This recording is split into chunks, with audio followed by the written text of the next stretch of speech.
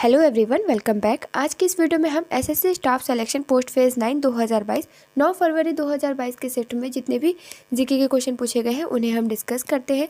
तो चलिए अपनी वीडियो को स्टार्ट करते हैं बिना कोई टाइम वेस्ट किए।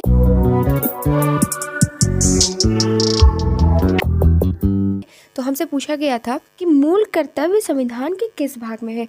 तो देखिए, जो पॉलिटी से हमेशा क्वेश्चन पूछे जाते हैं और ख़ास तौर से तीन चीज़ बहुत ज़्यादा इंपॉर्टेंट है। पहला, पार्ट से, यानी कि जो भाग आता है भाग से क्वेश्चन पूछे जाते हैं। दूसरा, आर्टिकल से, और जो तीसरा है वो संशोधन से। ठीक है, तो ये तीनों चीज़ आप पॉलिटी में ज़रूर पढ़ के जाएगा। आपके कोई भी शिफ्ट में कोई भी पेपर देंगे, चाहे किसी भी एग्जाम में, यहाँ से ये तीनों से क्वेश्चन जरूर बनते हैं। ठीक है, इसके अलावा पॉलिटी में ज़्यादा दिमाग मत लगाइए, सिर्फ भाग पढ़ के जाइए, आर्टिकल पढ़ के जाइए और संशोधन, ये तीनों चीज़ मस्ट है कि आप पढ़ के ही जाइएगा। ठीक है, तो इस क्वेश्चन में पूछा गया था कि मूल कर्तव्य संविधान के किस भाग में है, तो आंसर हो जाएगा भाग 2। भाग 2 में क्या दिया गया है, हमारा मूल कर्तव्य। ठीक है, कोई बताएगा कि मूल कर्तव्य संविधान, हमारे संविधान में मूल कर्तव्य किसके संविधान से लिया गया है? इसका आंसर कमेंट बॉक्स में ज़रूर करके बताइएगा। ठीक है, अगला क्वेश्चन है, म्यांमार के साथ किसकी सीमा नहीं लगती है? शायद इस टाइप से कोई क्वेश्चन पूछा था, तो म्यांमार के साथ लगने वाले मैं सारे राज्यों को बता देती हूँ। तो इसमें जो ऑप्शन में आपका नहीं होगा वो आप मार्क करके आ सकते थे। तो म्यांमार के साथ अरुणाचल प्रदेश, नागालैंड, मणिपुर एवं मिजोरम का सीमा लगता है। तो उसमें आपके ऑप्शन में जो इनके अलावा होगा वही आंसर सही होगा। ठीक है, क्योंकि हमसे नहीं का पूछा था। ठीक, एक क्वेश्चन पूछा गया था कि बिहार का शोक नदी किसे कहते हैं? तो इसका आंसर हो जाएगा कोसी। कोसी नदी को बिहार का शोक नदी कहते हैं। ठीक है, अगला क्वेश्चन है कि आइन ए अकबरी में कितनी किताबें हैं? तो एक्चुअली मुझे समझ में नहीं आया था कि इस आइन ए अकबरी से किस टाइप का क्वेश्चन पूछा गया था। अगर ये क्वेश्चन जो लिखा, अगर ऐसा क्वेश्चन आया होगा तो इसका आंसर 5 हो सकता है। 5 करके आप आ सकते थे। ठीक है, यानी कि आइन ए अकबरी 5 पुस्तकों में विभाजित है। पहली पुस्तक का नाम है मंजिल आबादी, जिसमें हम शाही घराने और उसके रखरखाव से संबंधित है। दूसरी का नाम है सिपाह आबादी, जिसमें सम्राट, सैन्य और सिविल सेवाओं के सेवकों के साथ है। तीसरी शाही प्रशासन से संबंधित है, जिसमें न्यायपालिका, कार्यपालिका के नियम है। और चौथे में हिंदू दर्शन, विज्ञान, सामाजिक रीति रिवाजों और साहित्य की जानकारी है। पांचवें में अकबर के कथन, कि 5वीं पुस्तक में अकबर के बारे में संपूर्ण डिटेल दिया गया है। ठीक है, अगला क्वेश्चन अरुणिमा सिन्हा से पूछा गया था। तो इसका अगर आपसे पूछ ले कि अरुणिमा सिन्हा कौन है, तो याद रखिएगा भारत की पहली भारतीय विकलांग जो माउंट एवरेस्ट पे चढ़ी थी। ठीक है, और अरुणिमा सिन्हा भारत में राष्ट्रीय स्तर के पूर्व वॉलीबॉल भी खिलाड़ी रह चुकी हैं। ठीक है, ये एक नेशनल लेवल पे भी ये खेल चुकी हैं। अगला क्वेश्चन 5 टाइप ऑफ किंगडम, यानी कि जीवों के 5 जगत वर्गीकरण से था। तो एग्जैक्टली मुझे क्वेश्चन नहीं समझ में आया था कि क्या पूछा गया है, क्योंकि बस इतना ही स्टूडेंट ने भेजा था कि 5 जगत वर्गीकरण से क्वेश्चन पूछा था।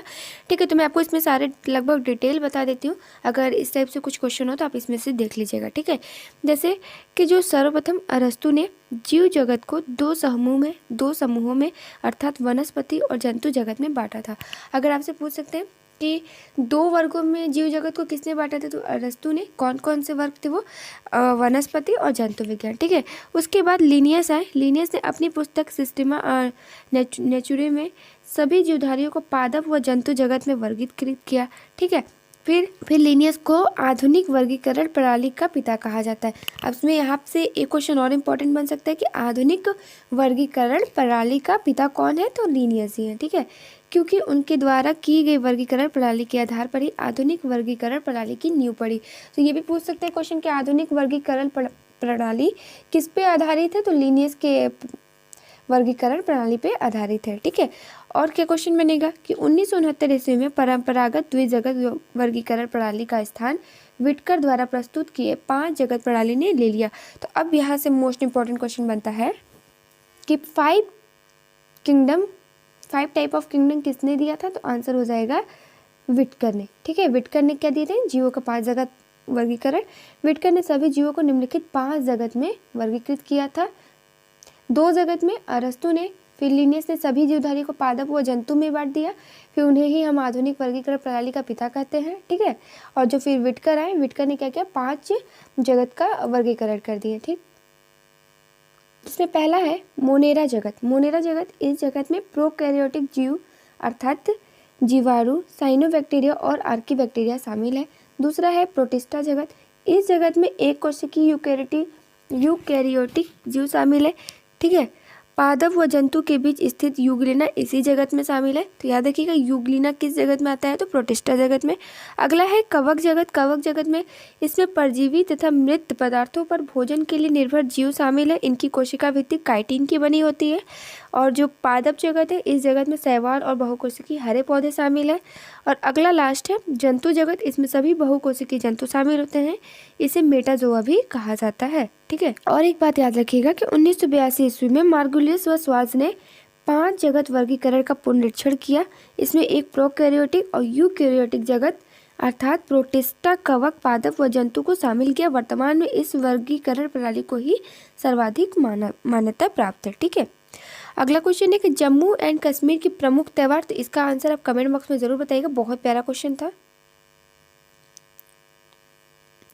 अगला क्वेश्चन है बिहारी पुरस्कार से रिलेटेड था कि इसकी स्थापना कब होगी। तो इसका एग्जैक्टली भी मुझे नहीं पता था, बस मैं बता दे रही हूँ कि के बिरला फाउंडेशन द्वारा साहित्य के क्षेत्र में योगदान के लिए 1991 में ये बिहारी पुरस्कार या बिहारी लाल के नाम से स्थापित यह पुरस्कार किया गया। ठीक है। तो पूछ सकते हैं किसके द्वारा किया गया, तो के बिरला फाउंडेशन देते हैं। कब किया गया, 1991 में किया गया। ठीक है। यह पुरस्कार केवल राजस्थान में किसी लेखक को प्रदान किया जाता है। इस पुरस्कार के अंतर्गत 1 लाख रुपए, एक प्रशस्ति पत्र और एक प्रतीक चिन्ह प्रदान किया जाता है। इसका प्रथम पुरस्कार 1991 में डॉक्टर जय सिंह नीरज को दिया गया था। ठीक है। याद रखिएगा, बहुत इंपॉर्टेंट बात है। अगला क्वेश्चन पूछा गया था 26 नवंबर संविधान दिवस को कब अपनाया गया था। रखिएगा कि 26 नवंबर 1949 को भारतीय संविधान सभा ने अपने संविधान को अपनाया था। हालांकि इसे 26 जनवरी 1950 को लागू किया गया था। लागू पूछेगा तो 26 जनवरी 1950, अपनाया कब गया था, 26 नवंबर 1949। अगला क्वेश्चन है कि उस जगह का नाम बताइए जिसमें बौद्ध भिक्षु रहते थे। तो उसे कहते हैं बिहार। ठीक है। काजू उत्पादन के लिए कौन सी मिट्टी उपयुक्त होती है, तो बलुई और तटीय रेती मिट्टी। चंपारण सत्याग्रह कब हुआ, तो अप्रैल मई के महीने में 1917 ईस्वी में। अगला क्वेश्चन है 2011 की जनगणना के अनुसार सबसे ज्यादा साक्षरता दर केरल के किस जिले में है, तो आंसर हो जाएगा कोट्टयम। ठीक है। साक्षरता दर किस राज्य में पूछेगा, तो आंसर होगा केरल। अगर केरल के जिला पूछ देगा तो आ जाएगा कोट्टयम। ठीक है।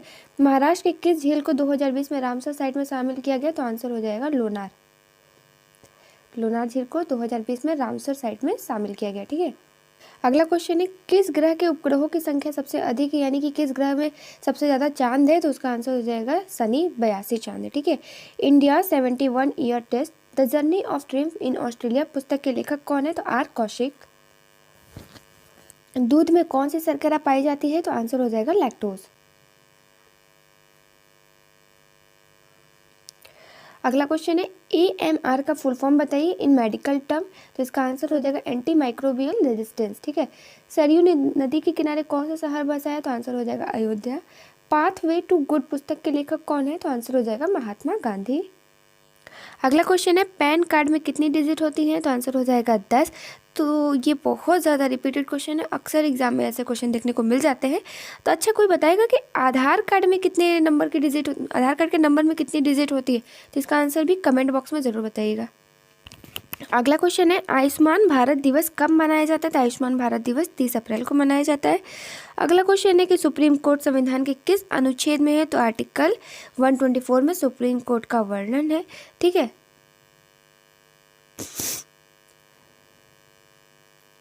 अगला क्वेश्चन है दक्षिणतम ज्योतिर्लिंग मंदिर भारत के किस राज्य में है, तो आंसर हो जाएगा तमिलनाडु। अगला क्वेश्चन था कि ऋषिकुल्या नदी किस राज्य में है, तो आंसर हो जाएगा उड़ीसा। अगला क्वेश्चन है 2020 का व्यास सम्मान किसे दिया गया, तो आंसर हो जाएगा शरद पगारे।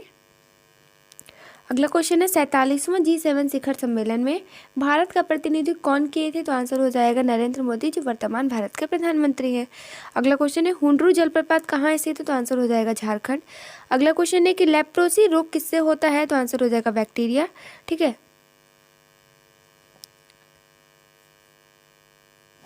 अगला क्वेश्चन है कि 1857 की क्रांति के समय मुगल बादशाह कौन थे, तो बहादुर शाह जफर। बहादुर शाह जफर क्या थे, 1837 की क्रांति के समय मुगल बादशाह थे। इन्हें कहाँ भेज दिया गया था, रंगून जेल में भेज दिया गया था। ये भी अक्सर क्वेश्चन पूछा जाता है कि किस जेल में भेज दिया गया था, तो रंगून, ये कहाँ पे पड़ता है, म्यांमार वर्मा में। ठीक है। अगला क्वेश्चन है कि 2020 में आईआईटी रैंकिंग में प्रथम स्थान किसका है? तो आईआईटी मद्रास का। अगला क्वेश्चन है कोशिका की खोज किसने की? तो आंसर हो जाएगा रॉबर्ट हुक। अगला क्वेश्चन है केरल में प्रथम बार राष्ट्रपति शासन कब लगा था? तो आंसर हो जाएगा 1959 में। अगला क्वेश्चन है एलिसा टेस्ट किस बीमारी की जांच के लिए किया जाता है? तो आंसर हो जाएगा एड्स। एंड आज की वीडियो का last question but not the list, मुख्यमंत्री माटी कला रोजगार योजना किस राज्य सरकार की है? तो आंसर हो जाएगा यूपी।